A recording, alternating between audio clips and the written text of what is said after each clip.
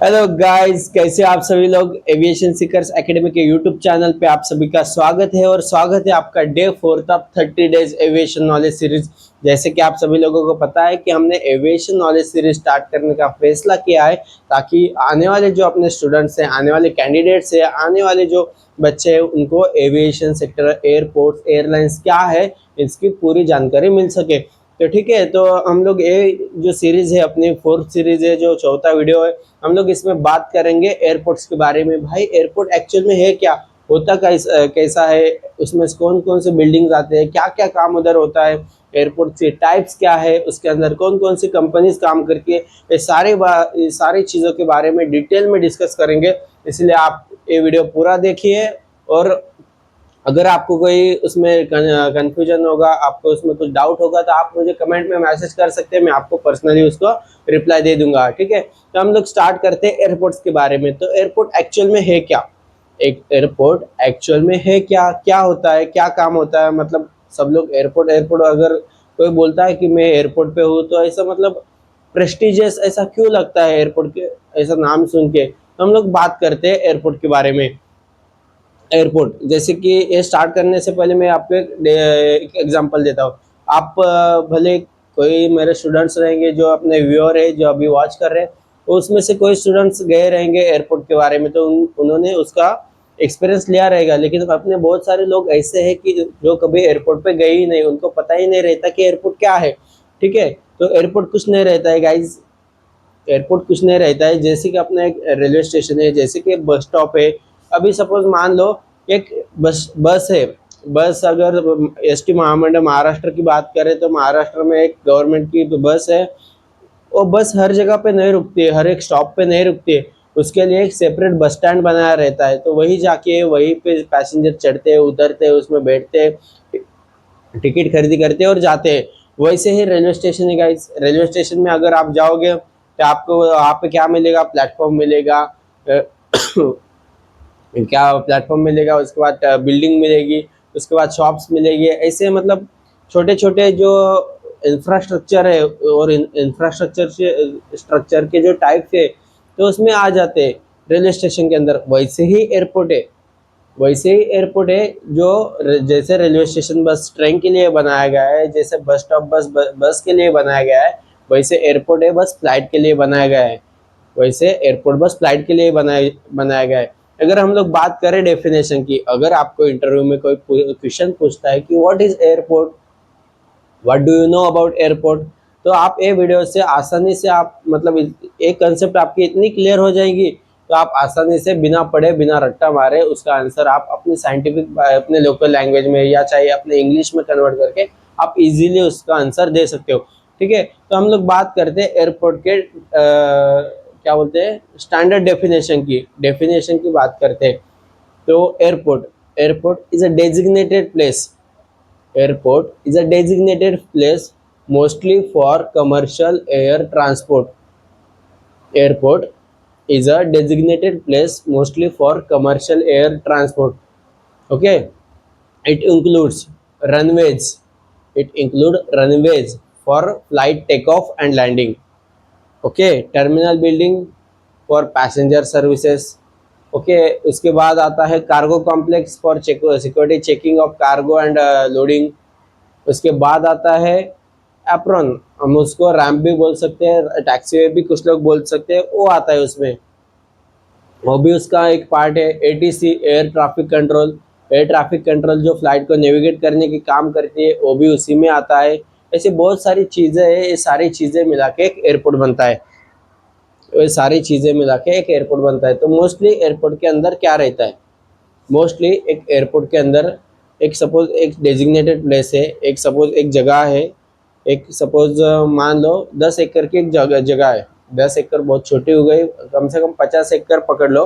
50 एकड़ एक ज़मीन है, उसके अंदर एक टर्मिनल बिल्डिंग है, उसके बाद रनवेज है, उसके बाद टैक्सी वेज है, उसके बाद कार्गो कॉम्प्लेक्स है, उसके बाद एटीसी है, उसके बाद वल्नरेबल पॉइंट कुछ रहते हैं एयरपोर्ट के अंदर, ओ है, उसके बाद फायर ब्रिगेड का स्टेशन है। बहुत सारे ऐसे मतलब छोटे छोटे ऐसे पार्ट रहते हैं, बहुत सारी कंपनीज वहाँ पे काम करती है। अगर मान लो एक एयरपोर्ट है, एक छोटे से छोटे एयरपोर्ट पे कम से कम 100 कंपनीज वहाँ पे काम करती है गाइज। एक छोटे से छोटे एयरपोर्ट पे 100 कंपनीज काम करती है, तो एयरपोर्ट का डेफिनेशन होगा। इसका ये बात अपने भेजे में डाल रहा हूँ कि भाई एयरपोर्ट के अंदर 100 कंपनीज काम करती है। भले एयरपोर्ट एक ही रहने दो, एक ही एयरपोर्ट है, लेकिन उसके अंदर जो काम करने वाली कंपनीज है वो 100 रहेगी। 100 कंपनीज उसके अंदर काम करेगी, उसके लिए काम करेगी। ये बात आपको क्लियर हो गई कि एक टिपिकल एयरपोर्ट की डेफिनेशन हम लोग कैसे बोल सकते हैं। Airport is a designated place mostly for commercial air transport. It includes runways for flight take off and landing. It includes runways for flight take off and landing. ये समझ में आ गया। उसके बाद रनवेज होगा, उसके बाद रैम्प और एप्रॉन भी बोल सकते हैं हम लोग उसको। अगर मान लो ये फ्लाइट है, ये फ्लाइट है, ये फ्लाइट ऐसे उड़ी उड़ी उड़ी ऐसे उड़ी, या फिर ऐसे लैंड हुई। लैंड होने के बाद ऐसे आपने देखा रहेगा वीडियो में, ऐसे भाग के जाती है, और उसके बाद क्या होता है, हौले से ऐसा यू टर्न मार के स्लो स्लो स्लो स्लो जाके जाती है और एक पार्किंग स्टैंड पे जाके वो खड़ी रहती है जहाँ पे पैसेंजर उतरते हैं। तो वो एरिया जहाँ पे वो फ्लाइट स्लो स्लो जाती है, वहाँ पे मूवमेंट करती है, आगे पीछे होती है, या फिर अगर वहाँ पे खड़ी है उसके अंदर पैसेंजर बैठ रहे हैं, उसके अंदर का कार्गो लोड कर रहे हैं, तो ये सारी जो एक्टिविटी होती है वो रैंप पे होती है गाइज, एप्रॉन पे होती है। ये समझ में आ गया, रैंप और एप्रॉन। और रनवेज और टैक्सीवेज में क्या फ़र्क होता है, रनवेज और टैक्सीवे में क्या फ़र्क होता है। रनवे क्या है गाइज, सपोज मान लो मुझे यहाँ से मुंबई से जाना है दिल्ली, मुंबई से मुझे जाना है दिल्ली, तो मेरा जो फ्लाइट है इसके अंदर सारे पैसेंजर बैठ गए, तो ये लोग क्या करेंगे, होले होले से जाते जाते स्लो स्लो स्लो स्लो जाके एक जगह पे खड़े रहेंगे, और एक ऐसा 2-4 किलोमीटर 5 किलोमीटर का एक ऐसा प्लेन सरफेस रहता है जिसको हम रनवेज बोलते हैं। वहाँ पे वो जोर से भागता है और सडनली पावर का यूज करके वो हवा में चला जाता है। ओके, वो टेक ऑफ लेता है, तो वो होता है रनवेज। और जो फ्लाइट ये फ्लाइट स्लो स्लो जाके वहाँ पे रनवेज पे खड़े होने के लिए जो पाथ यूज करती है, वो स्लो स्लो जाके उसको हम लोग टैक्सीवे बोलते हैं। मान लो रनवे यहाँ पे है, तो ये फ्लाइट इधर है, तो ये स्लो स्लो स्लो स्लो जाके यहाँ पे खड़ी रहेगी और सीधा यहाँ पे जाके रनवे पे खड़ी हो गई। तो ये जो जहाँ से फ्लाइट स्लो जाती है उसको हम लोग बोलते हैं टैक्सीवे। ये समझ में आ गया। ओके, इट इंक्लूड्स, इसके बाद क्या रहता है, एप्रॉन होगा, terminal building. Okay, terminal building it's a most what we said most important building in airport. और टर्मिनल बिल्डिंग और कार्गो कॉम्प्लेक्स में क्या फ़र्क है ये भी हम लोग देखेंगे। टर्मिनल बिल्डिंग एक एयरपोर्ट के अंदर होती है, किस लिए, कि भाई पैसेंजर्स को सर्विसेज दे सके, कि पैसेंजर को सर्विस देना है, मुझे क्या सर्विस देना है, होगी उनको खाना पीना देना है। ओके, ये तो सारी चीज़ें हैं, लेकिन प्राइमरी उनका ये क्या है कि भाई अगर मान लो मुझे जाना है मुंबई से दिल्ली, मुझे जाना है मुंबई से दुबई, तो हम लोग क्या करते हैं, पहले फ़्लाइट टिकट ऑनलाइन बुक कर लेते हैं, उसके बाद अपने को जाना पड़ता है एयरपोर्ट। फ़्लाइट का टिकट भले आपने ऑनलाइन बुक कर लिया हो, फ़्लाइट का टिकट भले आपने ऑनलाइन बुक कर लिया, लेकिन जब आप एयरपोर्ट का जिस दिन आपको फ़्लाइट रहेगी, जिस दिन आपकी फ़्लाइट शेड्यूल रहेगी था, उस दिन आपको एयरपोर्ट पे जाना पड़ता है 3 घंटा पहले। कोई एयरलाइन है जो अगर सपोज मान लो कि फ़्लाइट जा रही इंटरनेशनल, तो 2 घंटा 2.5 घंटा पहले आ गए तो अपना आपको बहुत अच्छा फ़ायदा रहेगा। डोमेस्टिक डिपार्चर में आप लोग 1 घंटा पहले भी आ गए तो आपको बोर्डिंग इजीली मिल जाती है। उसके बाद टर्मिनल बिल्डिंग में सबसे पहला कॉन्टैक्ट आता है एक टर्मिनल बिल्डिंग है, सपोज एक टर्मिनल बिल्डिंग है, तो वहाँ पे आपको सबसे पहले मिलेंगे CISF वाले, CISF central industrial security force, जो एयरपोर्ट को इंडिया में सिक्योरिटी प्रोवाइड करती है, इंडिया में उनको सिक्योरिटी प्रोवाइड करती है, वो मिल जाएगी उनको। हम आप लोग को टिकट दिखाएंगे, उसके बाद आपका कोई भी एक गवर्नमेंट ID प्रूफ दिखाएंगे, और उसके ऊपर आप एयरपोर्ट के अंदर एंट्री मार दोगे। ठीक है, अगर और एक बात इसमें है गाइस, जैसे कि हम लोग देखते हैं कि ट्रेन रेलवे स्टेशन पे या फिर बस स्टॉप पे अगर हमारा कोई रिलेटिव जा रहा है गाँव पे, तो सारी फैमिली उसको छोड़ने के लिए आती है। एयरपोर्ट पे वैसा कुछ अलाउड नहीं रहता है, जिसके पास टिकट है वही लड़का अंदर जा सकता है एयरपोर्ट के, जिसके पास वैलिड टिकट है वही एयरपोर्ट के अंदर जा सकता है। ये रेलवे स्टेशन नहीं है, ये कोई बस स्टैंड नहीं है। उसके बाद जब आप एंटर हो गए तो आपको देखेंगे कि भाई आपका फ्लाइट जो टिकट है, आपका फ्लाइट का जो टिकट है वो कौन सी कंपनी का है, के कौन सी कंपनी का है। एक एयरपोर्ट पे मान लो, एक एयरपोर्ट पे ऐसी ये जो फ्लाइट है, हमने एक पिछले वाली वीडियोस में देखा था कि भाई एयरलाइंस क्या होती है, किस टाइप की एयरलाइंस इंडिया में वर्क है। तो मान लो ये फ्लाइट है मेरा प्रशांत एयरलाइन का, ये मेरा फ्लाइट है। तो प्रशांत एयरलाइन की तरह दूसरा कोई एयरलाइन रहेगा, ओके, सुशांत एयरलाइन रहेगा, उसके बाद शुभम एयरलाइन रहेगा, कोई भी एयरलाइन रहेगा। ऐसी 10-12 एयरलाइंस मिनिमम एक एयरपोर्ट के अंदर आती रहती है जहाँ पे वो बिजनेस करके। तो वो हो गया। तो आपको देखना पड़ता है कि भाई मेरा फ्लाइट का टिकट कौन से कंपनी का है, तो वो कंपनी के चेकिंग काउंटर पे आपको जाना पड़ता है। वहाँ पे उनको बोलना पड़ता है कि भाई मेरी फ्लाइट है 4 बजे, मैंने टिकट बुक की है, मुझे 4 बजे डिपार्चर है, तो मैं यहाँ पे प्रेजेंट हूँ, कि जब भी बोर्डिंग स्टार्ट होगी आप मुझे इन्फॉर्म कर दीजिए, मैं चला जाऊँगा। आप चेकिंग काउंटर पे आ गए, सबसे पहले एयरपोर्ट के टर्मिनल बिल्डिंग पे वही। अगर फ्लाइट आपका डिले है, अगर फ्लाइट को आपको 2 घंटा पहले उन्होंने बुला लिया लेकिन आप घर से हड़बड़ी में निकले, आपको खाना खाने के लिए टाइम नहीं मिला, तो एयरपोर्ट के अंदर रेस्टोरेंट और लॉन्जेस भी रहते हैं जो टर्मिनल बिल्डिंग में प्रेजेंट रहते हैं for passengers services. Okay, passenger services के लिए एयरपोर्ट के अंदर टर्मिनल बिल्डिंग में लॉन्जेस और रेस्टोरेंट प्रेजेंट रहते हैं। उसके अलावा जहाँ पे हम लोग खाना खा सकते हैं, सस्ता खाना रहता है। उसके अलावा क्या रहता है, अगर मान लो आपको कोई शॉपिंग करनी है तो वहाँ पे आपको ड्यूटी फ्री शॉप भी वहाँ पे मिल जाते हैं। Duty free in the sense क्या, जिसके ऊपर मान लो ये फ्लाइट है, ये फ्लाइट का एक डेमो पीस है, मान लो ये बाहर आपको मिलता है 1000 रुपये का। 1000 रुपये का क्यों मिलता है, इसके ऊपर गवर्नमेंट की जो टैक्स है, गवर्नमेंट की जो रूल्स रेगुलेशन की टैक्स है उसके ऊपर ऐड है। एक्चुअल में उसकी प्राइस 7 रुपये है, लेकिन आपको मार्केट में मिलता है 10 रुपये का। तो जो इसका एक्चुअल प्राइस है, मैन्युफैक्चरिंग प्राइस है, उसी प्राइस में आपको ड्यूटी फ्री शॉप में ये सारी चीज़ें मिल जाती है। 7 रुपये का फ्लाइट है, आपको 7 रुपये में ही मिलेगा, उसके ऊपर कोई भी टैक्स आपको यहाँ पे लगता नहीं है गाइस। ये समझ में आया कि ड्यूटी फ्री शॉप्स भी रहते हैं। उसके बाद सिक्योरिटी एरिया रहता है जहाँ पे आपको मतलब सारे अपने क्या बोलते हैं, बेल्ट, जूता वगैरह, कपड़े वपड़े सब एक जगह पे स्क्रीन करने रहते हैं, यहाँ पे सिक्योरिटी क्लियर करना पड़ता है। उसके बाद आप जाते हो बोर्डिंग गेट पे। बोर्डिंग गेट, आप बोलोगे कि भाई ये बोर्डिंग गेट क्या रहता है, बोर्डिंग गेट और जो आप एयरपोर्ट के अंदर आए वो गेट एक ही तो है, ऐसा कुछ नहीं रहता है गाइज। बोर्डिंग गेट क्या है कि it's inside gate of terminal building. Boarding gate, it's inside gate of terminal building by which you can directly goes toward the flight। ये समझ में आया।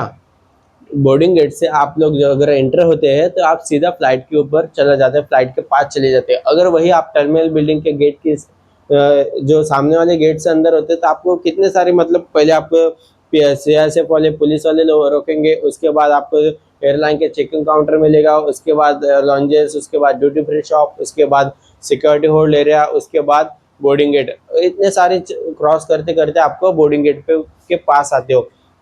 बोर्डिंग गेट के पास आने के बाद आपका पूरा वो सिस्टमेटिक वापस से एक बार चेक होता है कि भाई आप ही हो कि नहीं वही हो।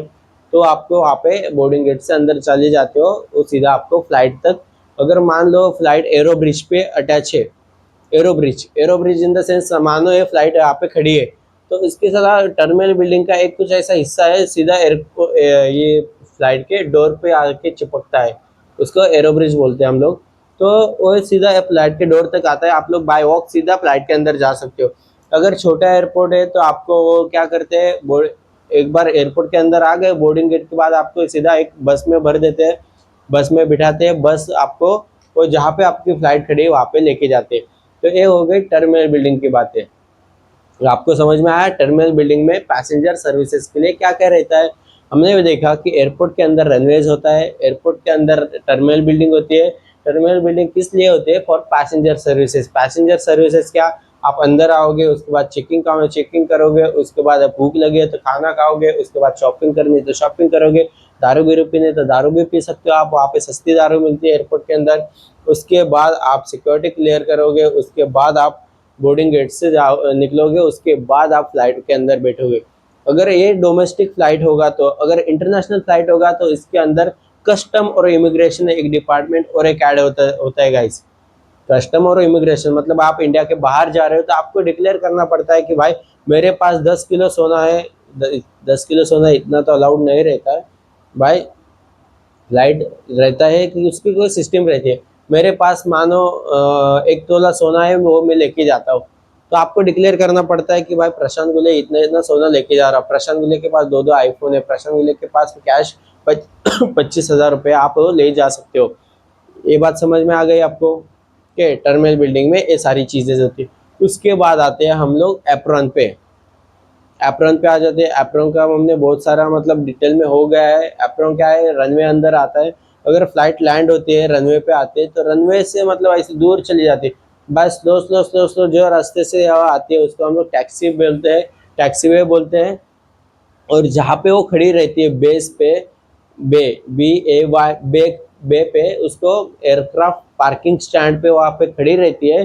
तो उसके ऊपर का जो लोग है उतरेंगे, नए लोग उसके अंदर बैठेंगे, ये सारी चीज़ें होगी, वो एप्रॉन के अंदर होती है गाइस। उसके बाद हम लोग सीधा बढ़ते हैं कार्गो बिल्डिंग की तरफ। कार्गो कॉम्प्लेक्स, ये कार्गो कॉम्प्लेक्स होता क्या है एक्चुअल में? तो कार्गो कॉम्प्लेक्स क्या होता है ना गाइस, अगर समझ लो कि मुझे मेरा कुछ सामान मुझे मुंबई से चेन्नई भेजना है, मुंबई से दुबई भेजना है, तो हम लोग क्या करते हैं, बाय रोड भी भेजते हैं। बाय रोड हम गए तो 2 से 3 दिन आपको लगेंगे कि भाई आपको कार्गो जाना है। उसके बाद ट्रैफिक रहेगी, एक ट्रक में भरोगे, उसके बाद ट्रैफिक बेफिक वगैरह सारी चीज़ें क्रॉस करके आपका कार्गो पहुंचेगा। बाय समंदर के रास्ते आप भेज सकते हो, समंदर के रास्ते आपको टाइम लगेगा, स्लो स्लो जाता है क्रूज। इसके बाद बाय ट्रेन आप भेज सकते हो। ट्रेन से भी आप अगर आप कुछ चीज़ें भेजते हो तो उसके लिए भी कुछ प्रोसीजर रहती है। लेकिन सबसे इजीएस्ट एंड फास्टेस्ट मीडियम है एयर फ्लाइट से अगर आप कार्गो भेजोगे, ये फ्लाइट से अगर कार्गो भेजोगे, फ्लाइट से अगर आप सामान भेजोगे, तो आपका सामान वहाँ पे जल्दी पहुँच जाएगा। ये समझ में आया? तो वही जो सामान अगर मुझे भेजना है वहाँ पे, तो मैं क्या करूँगा गाइज, मैं एक एयरलाइन के पास जाऊँगा, उनको बोलूँगा मेरा ये सामान है, मुझे वहाँ पे दिल्ली भेजना है, मुझे चेन्नई भेजना है, मुझे दुबई भेजना है। तो बोलेगा, एयरलाइन वाले बोलेंगे क्या ठीक है लेके आओ। तो कार्गो लेके आएगा तो वो कार टर्मिनल बिल्डिंग में जाएगा? बिल्कुल नहीं, वो टर्मिनल बिल्डिंग में नहीं, उसके लिए एक अलग से गेट रहेगा।